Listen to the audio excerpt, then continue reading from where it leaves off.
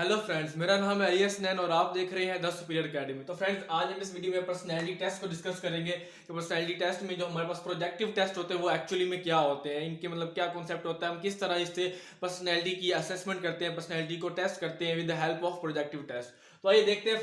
Friends सबसे पहले हमारे पास है पर्सनैलिटी टेस्ट। पर्सनैलिटी टेस्ट दोस्तों दो तरह के होते हैं, एक हमारे पास होता है प्रोजेक्टिव और दूसरा हमारे पास होता है नॉन प्रोजेक्टिव। दोस्तों हमने नॉन प्रोजेक्टिव को डिस्कस किया पिछले वाली वीडियो में और अब आज हम इस वीडियो में जस्ट जो प्रोजेक्टिव टेस्ट है पर्सनैलिटी टेस्ट इसको डिस्कस करेंगे, ये किस तरह हम लेते हैं और ये क्या होता है। फिर अगली वीडियो में हम इसकी जो टेक्निक्स होती है प्रोजेक्टिव टेस्ट की आगे मजीद हमारे पास रोरशा टेस्ट होता है, एचटीपी टेस्ट होता है, उसके बाद वर्ड एसोसिएशन टेस्ट होता है, टीएटी टेस्ट होता है, उनको फिर स्टडी करेंगे। अब हम प्रोजेक्टिव टेस्ट को देखते हैं। दोस्तों इसमें हमारे पास आता है प्रोजेक्टिव टेस्ट में पर्सन रिफ्लेक्ट्स और projects his internal desires, perception and feelings. दोस्तों ये प्रोजेक्टिव टेस्ट क्या होता है, इसमें जो इंसान होता है, जो सब्जेक्ट होता है हमारे पास जिसका हम पर्सनैलिटी के असेसमेंट कर रहे होते हैं, तो वो अपनी जो उसके इंटरनल डिजायर्स होती हैं, उसकी जो परसेप्शन होती है, जो थिंकिंग्स होती है किसी भी चीज़ के हवाले से, जो किसी भी चीज़ के हवाले से उसकी जो फीलिंग्स होती हैं, एहसास होते हैं, जज्बात होते हैं, सेंटीमेंट्स होती हैं, तो वो अपनी उसको रिफ्लेक्ट करता है, उसको शो करता है, प्रोजेक्ट करता है, मतलब बताने की कोशिश करता है। वो उसमें हम देखते हैं मतलब किसी भी सब्जेक्ट जो है हमारे पास उसके डिजायर्स,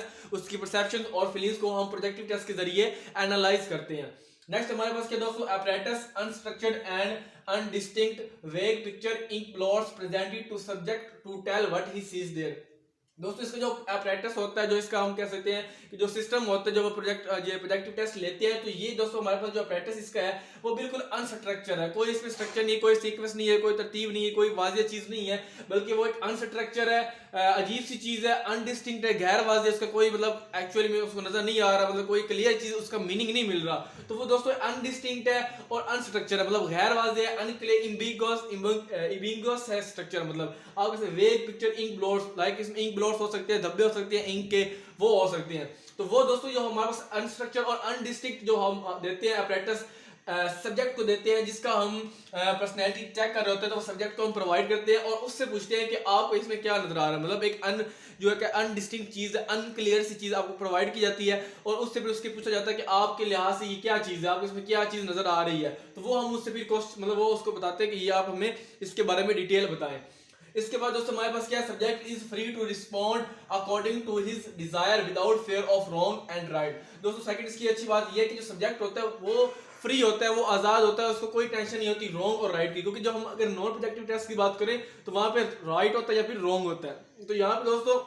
राइट रॉन्ग का कोई चक्कर नहीं होता, इसमें जो हमारा सब्जेक्ट होता है वो फ्री होता है, अपने रिस्पॉन्ड देता है, अपनी जो फीलिंग्स होती है, अपना जो उसका व्यू होता है, उसके माइंड में जो चल रहा होता है, अपनी जो डिजायर्स होती हैं, उनको बगैर किसी मतलब सही गलत के मतलब उसको सोचे वो उसका जो है वो रिस्पॉन्ड करता है फ्रीली। इसके अलावा दोस्तों हमारे पास क्या है, subject expresses his unconscious motives and feelings by structuring the vague material. दोस्तों जो हमने उनको वेग मटेरियल दिया, तो वेग पिक्चर दी थी, किसी किस्म की कार्ड जो दिए थे हमने, तो वो दोस्तों वो क्या करता है, उसको स्ट्रक्चर करता है, हम उसे कहता है आप इसको स्ट्रक्चर करें, इसको आप बिल्डअप करें, आप इसकी एक मीनिंगफुल सेंस बनाएं अपने लिहाज से। तो दोस्तों इससे क्या होता है कि वो हमारा जो सब्जेक्ट होता है अपने अनकॉन्शियस मोटिव्स को देता है, मतलब शो करता है। अनकॉन्शियस दोस्तों क्या होता है, हम कहते हैं तीन तरह के होते हैं, एक होता है कॉन्शियस, एक इंसान का जो होता है वो सबकॉन्शियस पार्ट होता है और तीसरा होता है वो होता है अनकॉन्शियस। तो दोस्तों जो हमारे अनकॉन्शियस मोटिव्स होती हैं, जो हमारे अनकॉन्शियस पार्ट में होती चीजें, हमारी जो डिजायर्स होती हैं, जो फीलिंग्स होती हैं, जो थिंकिंग्स होती हैं, तो वो उनको हम एक्सप्रेस किया जाता है इस मटेरियल के जरिए, जो हम स्ट्रक्चरिंग मटेरियल्स को देते हैं। पेपर दे दिया किसी किस्म का, तो वो हम उसको कहते हैं आप स्ट्रक्चर करो। तो दोस्तों वो अपने फीलिंग्स के जरिए और अनस्ट्रक्चर मोटिव्स के जरिए उसको एक्सप्रेस करता है कि उसके माइंड में क्या चल रहा है, उसके माइंड में क्या है, उसके अनकॉन्शियस में चीजें हैं, किस तरह की उसकी फीलिंग्स हैं, तो वो दोस्तों वो स्ट्रक्चर करने की कोशिश करता है। नेक्स्ट दोस्तों हमारे पास देखिए, तो हमारे पास जो पॉइंट बनेगा वो है projective testers are trained to evaluate the personality by understanding the latent meaning of words of subject. तो दोस्तों जो सब्जेक्ट हमारे पास जिसने वो पर्सनैलिटी के हमने इसके असेसमेंट कर रहे थे, जिसको हमने अनस्ट्रक्चर जो अनडिस्टिंक्ट सा मटेरियल जैसे कार्ड दिया था, किसी किस्म का पेपर दिया था और उससे कहा था कि आप किसी बारे में क्या ख्याल है, तो वो जब दोस्तों अपना रिस्पांस देगा, अपना आंसर देगा, अपनी जो है उसकी थिंकिंग होगी, फीलिंग्स, डिजायर्स, जब वो उसके बारे में बताएगा, तो फिर उसके बाद जो चीज होगी, जो पेज होगा, वो फिर क्या होगा, वो प्रोजेक्टिव टेस्टर्स को दिया जाएगा, जो टेस्ट कर रहे होते हैं उनको दिया जाएगा। वो क्या होते हैं, वो दोस्तों पहले से ही ट्रेन होते हैं, उनको काफी ट्रेनिंग दी जाती है कि आप इसको एवेल्युएट कर सके। तो वो दोस्तों वो क्या करते हैं, फिर उसके जो उसने वर्ड्स इस्तेमाल किए होते हैं, जो वो कहानी लिखता है, जो हमारा सब्जेक्ट है, जो अपनी थिंकिंग बताता है पेज के ऊपर रिटन फॉर्म में या ओरल फॉर्म में, तो वो जो टेस्टर्स होते हैं, प्रोजेक्टिव टेस्टर्स, वो उसको एवेल्युएट करते हैं, उसको अंडरस्टैंड करते हैं कि इन मीनिंग से क्या वर्ड है और ये बंदा क्या कहना चाहता है। तो दोस्तों ये होता है हमारे पास प्रोजेक्टिव टेस्ट में। लास्ट में देखें तो projective test are source to access the unconscious aspects of personality. दोस्तों इसका बड़ा फायदा ये है कि इससे पर्सनैलिटी की जो आपके अनकॉन्शियस जो होता है, आपके अनकॉन्शियस एस्पेक्ट्स जो होते हैं माइंड के, वो उससे हमें उसकी एक्सेस मिलती है, हम वो जान पाते हैं कि इसके माइंड में अनकॉन्शियस में क्या होता है। क्योंकि दोस्तों हमारे तीन मैंने बताया आपको होते हैं, होता है आपका कॉन्शियस जो आप जिससे आप अवेयर हो, जिसके बाद आपको मालूम हो कि आप क्या कर रहे हो। लाइक मैं ये ऊपर लिख रहा हूँ 1, तो ये मेरा दोस्तों कॉन्शियस माइंड में था तो मैंने इसको लिख दिया। अगर मैं कोई चीज अब इसके बाद आता है हमारे पास सबकॉन्शियस। सबकॉन्शियस दोस्तों क्या होता है, जो आपके माइंड में है लेकिन जब आप उसको रिकॉल करेंगे तो आपके वो माइंड में आ जाएगा, तो उसको कहते हैं आप सबकॉन्शियस। और अनकॉन्शियस क्या होता है दोस्तों, वो आपके माइंड के किसी एक हिस्से में चीज वो इन्फॉर्मेशन पड़ी होती है लेकिन आपको याद नहीं होती, आपको उससे अवेयर नहीं होते, आपको वो इतना पता नहीं होता। तो वो आपके जो अनकॉन्शियस एस्पेक्ट्स है जो पर्सनैलिटी के, वो यहाँ से रिवील होते हैं, वो यहाँ से हमें एक्सेस मिलती है। हम इस प्रोजेक्टिव टेस्ट के जरिए हम वो उनको जान पाते हैं कि पर्सनैलिटी के कौन कौन से अनकॉन्शियस है